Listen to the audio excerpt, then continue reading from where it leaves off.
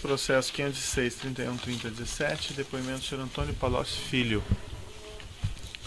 Senhor Palocci, o senhor está sendo acusado de um crime pelo Ministério Público Federal nesse processo. Na condição de acusado, o senhor tem o direito de permanecer em silêncio. Se o senhor fizer uso desse direito pela nossa lei, isso não lhe traz nenhum prejuízo. Mas também a oportunidade que o senhor tem de falar no processo. Tudo que o senhor falar vai ser considerado para fins do julgamento. O senhor prefere falar ou o senhor prefere ficar em silêncio, senhor Palocci? Eu prefiro falar, doutor.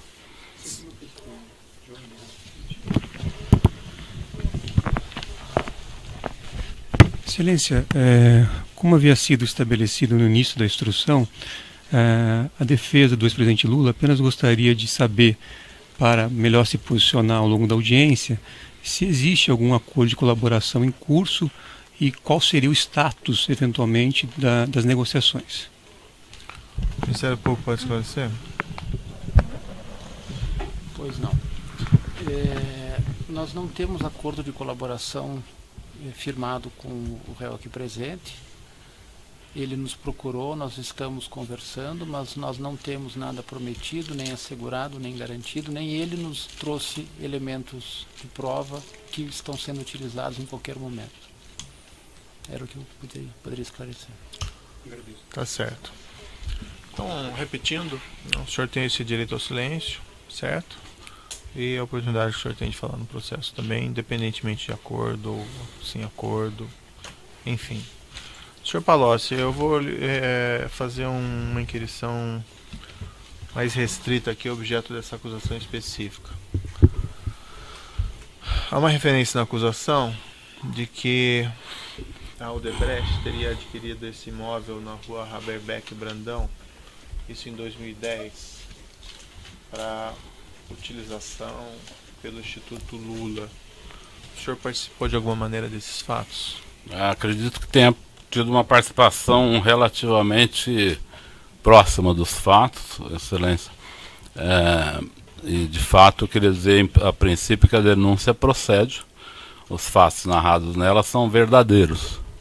Eu diria apenas que os fatos narrados nessa denúncia dizem respeito a um capítulo de um livro um pouco maior, certo, do relacionamento da empresa em questão, da Odebrecht, com o governo do ex-presidente Lula e da ex-presidente Dilma, que foi uma relação bastante intensa, bastante movida a vantagens dirigidas à empresa, a propinas pagas pela Odebrecht para agentes públicos, em forma de doação de campanha, em forma de benefícios pessoais, em formas de Caixa 1, Caixa 2, e esse foi um episódio desse conjunto de práticas que envolveu esta empresa em relação ao governo do ex-presidente Lula e da ex-presidente Dilma.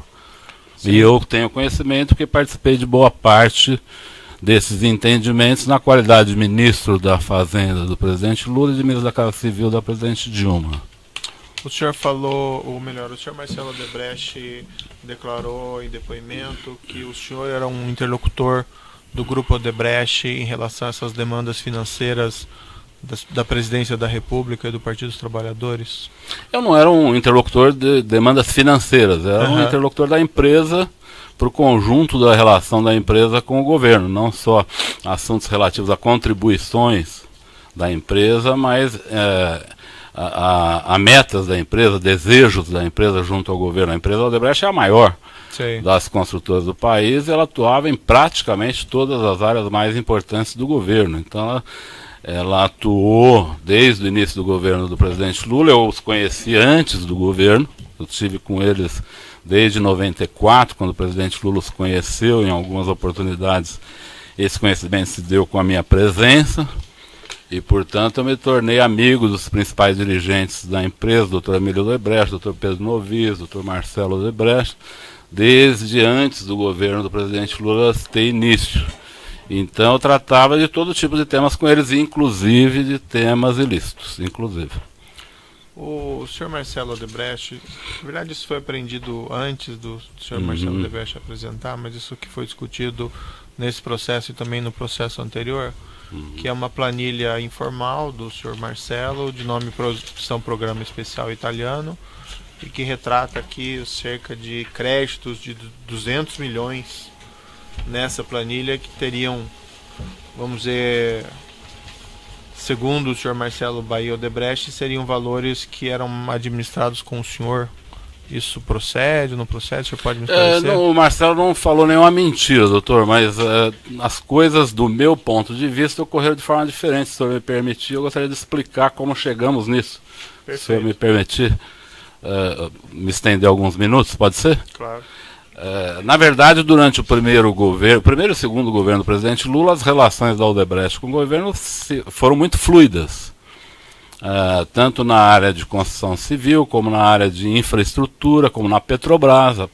A Odebrecht tinha uma intensa atividade na Petrobras, muitos contratos sendo realizados na Petrobras, e o relacionamento da empresa junto ao governo foi intenso, e as discussões que nós tínhamos com a empresa eram intensas. Veja, numa empresa desse porte, nem sempre a atitude do governo é de concordar com tudo que a empresa faz. Muitas vezes nós precisamos conter a força da empresa num determinado assunto que o governo quer fazer de forma diferente. No outro ponto, favorecemos a empresa num determinado momento. Não é uma relação linear. Não é uma relação permanentemente pacífica. Às vezes ela tem momentos de dificuldade.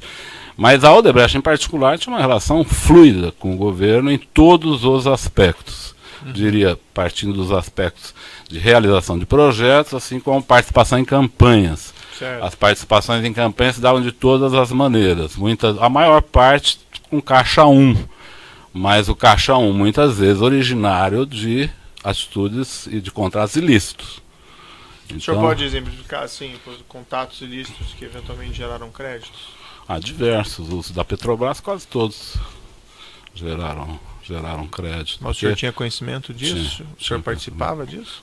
Não participei de todos, doutor, porque a Petrobras não era a minha área de atuação direta, mas eu conhecia a relação da Odebrecht com a Petrobras, os ilícitos da Petrobras, na área de serviços, na área de abastecimento e na área internacional eram bastante conhecidos. Na época eu os conhecia. Como é que funcionava em linhas gerais assim? Essas diretorias, elas foram nomeadas e ao longo do tempo se desenvolveu através delas. Na diretoria de serviços, o PT, na diretoria internacional, o PMDB, e na diretoria de abastecimento, o PP, se desenvolveu uma relação de intenso financiamento partidário, de políticos, pessoas, empresas, né? Então esse foi um ilícito crescente na Petrobras, até porque as obras cresceram muito e com elas os ilícitos. Então eu sabia disso, eu acompanhei algumas coisas, mas não era a minha área de atuação direta, isso é verdade. Como é que o senhor sabia disso? Porque eu era da cúpula do governo, doutor, eu não posso esconder o fato de que eu participava das principais reuniões de articulação do governo. Não era a pessoa mais importante, nem a segunda nem a quinta, mas eu participava das questões centrais do governo, então eu conhecia essas relações, conversava com o presidente Lula sobre essas relações. Por exemplo, quando o presidente foi reeleito em 2007, ele me chamou no Palácio da Alvorada e me falou, eu soube que na área de serviços e de abastecimento, a área internacional era menos nessa época, era o Nestor Cerveró, na época era menos, mas ele falou, eu soube que na área de serviço, na área de abastecimento, estava havendo muita corrupção. Eu falei, é verdade, estava havendo sim. Ele falou, e o que é isso? Eu falei, é aquilo que foi destinado para esses diretores, operar para o PT num caso, para o PP no outro. E ele falou, você acha que isso está adequado? Eu falei, não, acho que isso está muito exagerado. Eu falei, ele falou que estava pensando em tomar providência, ele não estava gostando porque a coisa estava repercutindo de forma muito negativa. Mas logo após veio o pré-sal. E o pré-sal pôs o governo numa atitude frenética em relação à Petrobras, e aí esses assuntos de ilícitos e de diretores ficaram para terceiro plano, entendeu? E aí as coisas continuaram correndo do jeito que era.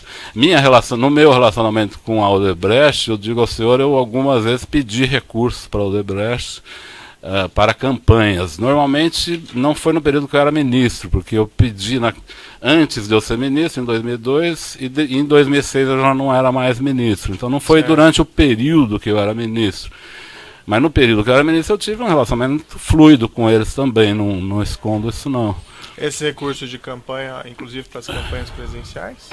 principalmente para campanhas. Eu praticamente só atuava em campanhas presidenciais e para campanhas minhas. A Odebrecht também fez doações para campanhas minhas, a meu pedido. Na última campanha que eu fiz para deputado federal foi em 2006. Eu até antes de vir aqui chequei no TSE se tinha alguma doação legal no meu nome e não tinha. Se não tinha doação legal, eu lhe garanto que teve doação ilegal. Porque a Odebrecht não deixaria de doar para uma campanha minha, eu tenho certeza que ela fez doações importantes para mim também. Mas a Odebrecht fazia doações fortes na campanha. Como eu lhe disse, nessa planilha, muitos valores dela são valores pagos com bônus, com recibos. Sim. Mas a origem dos recursos nem sempre eram lícitas. O senhor Marcelo Odebrecht declarou, não só ele, que recebeu algum desses pagamentos, ou melhor, algum desses pagamentos foram feitos em depósitos no exterior em favor do senhor João Santana. Isso ocorreu mesmo? Eu nunca soube disso, doutor, porque deixa eu lhe dizer, quando eu peço um recurso para o Odebrecht, eu nunca peço, me faça um pagamento no exterior para tal pessoa, eu nunca fiz isso. Eu dizia a ele, olha, contribuam com a campanha do presidente Lula ou da presidente Dilma. Aí ele falava, estamos pensando num valor de 50 milhões. Eu falava, pode ser, depois mais tarde eu voltava lá, quem sabe um valor de 60 milhões. E digo uma coisa aqui, é importante, se o senhor me der mais um minuto, eu ressaltar um aspecto fundamental do relacionamento da empresa com o governo. Esse relacionamento sempre foi fluido e foi na base de confiança. Eu nunca tive, até o final do ano de 2010, nenhum valor estabelecido com o Marcelo Odebrecht. Nunca tive. Porque tudo que eu pedi, eles atendiam. Sim. É lógico que eu também não pedia coisas absurdas. Eram coisas relativas ao relacionamento, não lícito, mas ao relacionamento de uma grande empresa com um governo. Mas eles nunca recusaram, então eu não tinha valores estabelecidos com o Marcelo Odebrecht. Em 2010 ocorreu uma coisa estranha, porque a empresa do Odebrecht se mostrou muito tensa com a posse da presidente Dilma. E uma tensão que eu diria desproporcional, uma tensão muito grande, porque havia uma razão para isso. No evento das hidrelétricas do Rio Madeira, onde a Odebrecht foi a realizadora do projeto, o senhor sabe que na área elétrica as empresas privadas fazem o projeto em parceria com as empresas públicas, não é? Elas desenvolvem o projeto e colocam em licitação, diferente de outras áreas onde é o governo que faz os projetos. Na área elétrica, as empresas fazem o projeto junto com empresas públicas e apresentam o projeto em licitação. Se elas ganham, a mesma empresa que fez, ela toca o projeto porque ela já investiu naquele estudo. Se ela perde, quem ganha a licitação paga para ela pelo estudo feito. Isso é normal, há décadas, isso é assim, não me parece fonte de problemas reais, os problemas são outros, na verdade, né? E a Odebrecht, por ter feito o estudo do Rio Madeira, que gerou a ideia e o projeto de 2 hidrelétricas ali, ela tinha uma vontade imensurável, uma vontade incontrolável de realizar as 2 usinas. E a ministra Dilma, na época, ministra da Casa Civil, foi uma barreira fundamental ao Odebrecht, que ela não queria que o Odebrecht fizesse as 2 empresas, as 2 usinas. Ela achava que era uma concentração de obras inadequada. E nos convenceu, a mim, ao presidente Lula, que não era adequado aquilo, mas ela liderou um embate muito forte com a Odebrecht nesse momento, que resultou na Odebrecht ter perdido a segunda licitação e ganho a primeira a um preço muito ruim. Do ponto de vista do mercado, parecia um preço muito ruim, muito baixo, né? Então, quando a presidente Dilma foi tomar posse, a empresa entrou num certo pânico. E foi nesse momento que o Dr. Emílio Odebrecht fez uma espécie de pacto de sangue com o presidente Lula. Ele procurou o presidente Lula nos últimos dias do seu mandato e levou um pacote de propinas para o presidente Lula, que envolvia esse terreno do Instituto, que já estava comprado, e o seu Emílio apresentou ao presidente Lula, o sítio para uso da família do presidente Lula, que ele já tinha feito, já estava fazendo a reforma em fase final, e ele disse ao presidente Lula que o sítio já estava pronto, e também disse ao presidente Lula que ele tinha à disposição dele para o próximo período, para ele fazer as atividades políticas dele, 300 milhões de reais. Eu fiquei bastante chocado com esse momento, porque eu achei que não era assim que era o relacionamento da empresa naquele... Mas o senhor estava presente? Não, não estava presente. Porque eu sei disso? Porque no dia seguinte de manhã, o presidente Lula me chama no Palácio da Alvorada e me conta a reunião. me conta a reunião, ele também se mostrou um pouco surpreso, porque ele falou, olha, ele só fez isso porque ele tem muito receio da Dilma. Sei. Porque ele nunca tratou de recursos comigo, mas dessa vez ele tratou de um pacote de coisas e um recurso muito alto, e ele pediu para eu tratar desse recurso com o Marcelo Odebrecht. Aí é que surge essa tal planilha. Para mim, pelo menos. Para o Marcelo, ela pode existir há décadas, porque o Marcelo tinha lá seus controles, que eu nunca, sempre respeitei, nunca perguntei como ele controlava, como não controlava os recursos da sua empresa. Sei. Mas nesse momento, eu vou ao Marcelo e digo, Marcelo, o que está acontecendo? Por que seu pai levou uma reserva desse tamanho? Nós nunca falamos em tamanho de reservas, de conta corrente, nunca falamos sobre isso. Ele falou, não, meu pai acha melhor nesse momento, pelo fato da Dilma estar entrando, estabelecer de forma clara a relação, não mais, vamos dizer, não mais no fio do bigode, como a gente fazia, não mais na fluidez da confiança, mas numa relação mais explícita e mais objetiva, porque ele tem muito medo do comportamento da presidente Dilma ser um comportamento evasivo em relação aos nossos pleitos, e isso pode colocar em risco os nossos projetos. Uhum. Eu falei, Marcelo, eu não gosto dessa ideia de conta corrente, eu acho que nunca foi assim, não sei porque vocês reservaram 300 milhões, aí ele fez uma correção. Ele falou, não são 300 milhões, são 150 milhões, meu pai se equivocou. Aí isso, inclusive, dá origem a um e-mail que a senhora perguntou, se não me engano, para o Emílio ou para outra pessoa, de um e-mail que o Marcelo procura corrigir com o doutor Emílio. O senhor está falando errado. Eu li isso na imprensa, porque isso acabou saindo na imprensa. Você está falando errado, não é 300, é 200, o outro 100 já foi dado, coisa assim. Há uma discussão entre eles sobre esses valores. E aí o que acontece? Eu volto ao presidente Lula, falei, presidente Lula, acho melhor a gente esquecer essa ideia de conta corrente. A empresa sempre contribuiu conosco, nunca houve dificuldades em relação a essa contribuição. Eu acho que estabelecer esse tipo de relação não é adequado. Ele falou, vamos ver, tal. Dias depois, o doutor Emílio volta ao presidente Lula, isso aí numa reunião no dia 30 de dezembro de 2010. Nessa reunião, o presidente Lula leva a presidente Dilma, a presidente eleita, para que ele diga a ela das relações que ele tinha com a Odebrecht e que ele queria que ela preservasse o conjunto daquelas relações em todos os seus aspectos, lícitos e ilícitos. Não, o senhor estava nessa reunião? Não estava nessa reunião. O presidente Lula, no dia seguinte, me chama de novo. Eu não era do governo nessa época, eu era deputado. Mas eu estava muito integrado na campanha da presidente Dilma, que acabava de ter sido eleita. Então o presidente Lula me chama de novo e fala, olha, o Emílio veio, tivemos uma ótima reunião e ele confirmou os 300 milhões e falou que pode ser mais se for necessário. E qual que era o ganho deles em oferecer 300 milhões? O ganho, não havia um ganho específico, doutor, mas o Odebrecht atuava nas hidrelétricas, o Odebrecht atuava na Petrobras, o Odebrecht atuava no Ministério da Defesa, o Odebrecht era responsável pelo projeto de submarinos. Seria um favorecimento quando surgirem oportunidades? Não era uma pauta. O doutor Emílio, nessa oportunidade, não apresentou uma pauta de desejos da empresa específica. Ele apresentou a vontade de que, com o governo da presidente Dilma, a relação da Odebrecht com o governo continuasse fluida, da mesma maneira com que havia sido a relação com o governo Lula. Essa era a questão fundamental. Por exemplo, vou lhe dar um exemplo.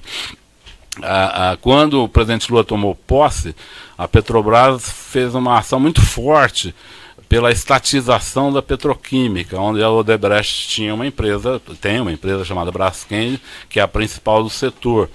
A eleição do presidente Lula reacendia a ideia da estatização. Então a Odebrecht pediu a mim para que, junto ao presidente Lula e à Petrobras, para que fizesse uma barreira de contenção a esse movimento, porque isso poderia significar a reestatização dos serviços de petroquímica. E eu trabalhei durante 2 anos nesse projeto, com um relativo sucesso, um grande sucesso.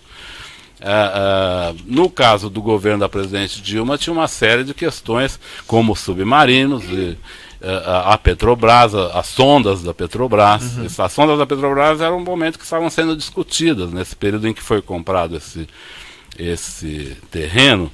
O assunto que tinha no momento eram as sondas da Petrobras. E era uma discussão muito grande sobre o valor de contratação dessas sondas, sobre nacionalização das sondas, sobre diferentes níveis de nacionalização, sobre onde estariam esses estaleiros. Isso tudo era uma discussão que, se o governo agisse contra a empresa, os danos seriam extraordinários. Se o governo agisse a favor da empresa, os benefícios também seriam extraordinários. E o governo agiu a favor? O governo seguinte, Sim. o governo da presidente Dilma, você está perguntando? Isso, das sondas. Em diversas ocasiões, embora não faça parte aqui do processo, se eu quiser, eu lhe dou alguns exemplos, o senhor que manda. Exemplificadamente um exemplo, por exemplo. Um exemplo, por exemplo, foi na área de aviação, por exemplo, na área de aviação. A Odebrecht desejava muito, nas concessões de aeroportos, a Odebrecht desejava muito ter um aeroporto de porte sob seu comando, na medida em que o governo privatizou os aeroportos. O senhor conhece esse processo. E na primeira leva de privatizações, onde foi privatizado o aeroporto de Guarulhos, de Campinas, Viracopos e de Brasília, a Odebrecht foi perdedora no processo. Ela perdeu os 3. Não sei se ela disputou os 3, mas ela perdeu os 3. Talvez tenha disputado 2. Ela tinha muito desejo de ganhar a licitação do aeroporto de Campinas, e ela perdeu. E ao perder essa licitação, a Odebrecht entrou com recurso contra o consórcio vencedor dessa licitação, que era a empresa Triunfo e a empresa UTC, tentando na ANAC derrubar a decisão em favor dessa empresa Triunfo, e ela se sagrasse vencedora, porque ela tinha ficado como segundo preço do aeroporto de Viracopos. E o Marcelo Odebrecht e o senhor Alexandrino me procuraram diversas vezes nessa oportunidade para que eu intercedesse em apoio a eles, porque eu que havia nomeado o presidente da ANAC nesse momento, eles queriam que eu intercedesse no sentido de mudar o resultado da licitação para que eles fossem os vencedores como segundo colocados. Como eu não fiz isso e falei que não faria, achava inadequado fazer essa mudança, eles pediram que a gente desse uma solução. Eu fui à presidente Dilma, ela disse para que eles deviam ficar calmos, que numa próxima licitação ela cuidaria desse assunto. Aí eles retiraram o recurso que eles tinham na ANAC e foram beneficiados na licitação do aeroporto de Guarulhos, no Galeão, no Rio de Janeiro. Como foram beneficiados? Houve uma cláusula nessa licitação que impedia o vencedor da licitação de Cumbica de participar do aeroporto do Galeão em condições livres. E isso foi colocado por solicitação da Odebrecht, então? Foi colocado por solicitação da Odebrecht, e eu tive participação nisso atrás, antes de sair do governo, e depois isso foi realizado Isso veio à tona de alguns formatos, talvez não nesse formato que eu estou lhe expressando, mas recentemente o Cláudio Melo da Odebrecht falou que o ex-ministro da Aeronáutica, o ministro, atual ministro. Mas acho que a gente não vai entrar em detalhes nessas outras. Mas só para lhe dizer, continuou. Diria ao senhor que a relação da Odebrecht no governo da presidente Dilma não foi tão fluida como era com o presidente Lula. O presidente Lula era um amigo da empresa de forma mais intensa. Mas essa relação foi grande. Por exemplo, no caso do etanol, a empresa investiu bilhões em etanol no governo do presidente Lula, porque o governo do presidente Lula era grande incentivador do etanol. A presidente Dilma já não foi incentivadora do etanol. Só para lhe dar alguns exemplos. Eu não vou entrar em detalhes, coisas assim que não são tão pertinentes no processo, mas uma questão eu tenho que perguntar a clarificação, porque o senhor Marcelo Odebrecht declarou isso. Ele mencionou que na época da aprovação do refis da crise, em 2009, teria recebido uma solicitação de 50 milhões de reais, salvo engano, para que os interesses da Odebrecht fossem atendidos na aprovação dessa legislação. Mencionou, salvo engano de memória meu, que essa solicitação teria vindo do ministro Guido Mantega, mas que o senhor teria conhecimento disso. É verdade. Isso aconteceu mesmo? Aconteceu. Se o senhor me permite... Desculpa lhe ocupar tanto tempo. Não, que é isso? no caso, teve 2 episódios. O episódio começou com a MP 460. A MP 460, eu acho que o senhor conhece esse assunto. Ela restabelecia o crédito prêmio. Aí o ganho das empresas não seriam de alguns bilhões, seriam de dezenas de bilhões. E aí um grupo liderado pelo Marcelo Odebrecht, onde tinha também Benjamin Steinbuch, Rubens Ometo, a Votorantim, todas as grandes exportadoras do Brasil, foi ao Congresso pedindo para a gente restabelecer esse crédito prêmio DPI. Eu havia lutado contra esse crédito prêmio junto com o ministro Luiz Fux, que na época que eu era ministro da Fazenda, o ministro Luiz Fux era ministro da STJ, ele era relator desse caso e ele nos ajudou a não dar ganho de causa para o contribuinte nesse caso, que o imposto já tinha sido extinto. Sim. Já tinha sido extinto. Eles queriam o restabelecimento do imposto extinto. Eles me procuraram no Congresso, Marcelo Odebrecht em particular, porque tinha mais relação comigo, insistindo muito, muito. Ele fez mais de 10 reuniões comigo para que aprovasse a MP 460. Eu falei nas 10 vezes que não votaria a favor. Essa MP foi votada, nossa bancada votou contra. Eu digo, doutor, eu não sou contra a negociação com a empresa, mas claro, nesse caso me pareceu escandaloso, uma coisa absurda. Eram 200 bilhões envolvidos. Né? Então eu disse a eles que eu não ia apoiar isso, mas a legislação foi aprovada. Ato seguinte, eu fui ao presidente Lula, junto com o ministro Guido, e pedimos que o presidente Lula vetasse, ele vetou. Em seguida veio o refis da crise. E, nesse meio tempo, o STF decidiu que as empresas tinham que pagar. Sim. E não receber. Né? E, nesse momento, o Marcelo pede a mim, mas eu digo, olha, você tem que resolver com o Guido, tal. Ele pede parcelamento do pagamento, que ali já era, doutor, diferente da MP 460. A MP 470 já era uma coisa muito mais amena. E me disse o Marcelo, na época, ele me disse que o ministro Guido havia solicitado 50 milhões para ele. Eu não vi o ministro Guido solicitar, eu não estive presente, mas o Marcelo de fato me falou que houve uma solicitação nessa época de 50 milhões e que ele diz, o Marcelo, que ele pôs isso na planilha, constando como um crédito que ele tinha criado para o ministro Guido. Mas confesso ele que informou isso ao senhor, que ele colocou nessa, vamos dizer, conta corrente nessa planilha? Me informou em 11 só, quando ele falou dessa planilha, sei. não na época.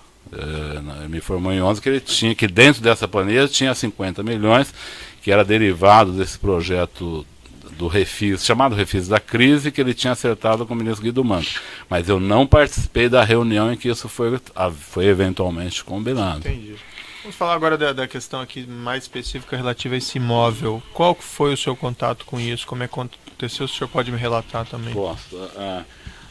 Esse imóvel se destinava a ser uma espécie de museu da memória dos governos do presidente Lula. No Brasil, a regra é que o presidente sai do palácio carregando os seus presentes, documentos, etc. Uma prática, diga-se de passagem, que eu acho bastante inadequada. Eu sugeri ao presidente Lula que mudasse isso e transformasse isso num assunto do Arquivo Nacional, mas ele não gostou da ideia. Então hoje continua, os presidentes saem, todos que saem com caminhões de presentes. Não são presentes de uso pessoal, são presentes que nem são usáveis, na verdade são peças, né, doadas por governos, tal, que só servem para pôr em museus. Tem um valor histórico, mas não tem valor pessoal isso. Não tem valor monetário, na verdade. Certo. Então o presidente Lula já estava, num momento, era meados de 2010, em que ele precisava cuidar desse assunto. Ele me chamou, se não me engano, no Palácio da Alvorada, e ele me disse, olha, eu estou com muita coisa, cuidando de muita coisa agora. O Paulo Camoto e a dona Marisa estão olhando essa questão do futuro instituto. Eles estão atrás de um local para a instalação do instituto. Eu queria que você falasse com a dona Marisa e ver se você pode ajudar alguma coisa, ver como está isso, pediu para que eu desse algum apoio. 1 ou 2 dias depois eu fui a dona Marisa no Palácio da Alvorada, ela me atendeu no escritório do Palácio da Alvorada, numa mesinha de almoço que tinha nesse escritório, no primeiro andar do palácio. Eu vou fazer uma pausa pelo tamanho do áudio aqui, mas já retomamos.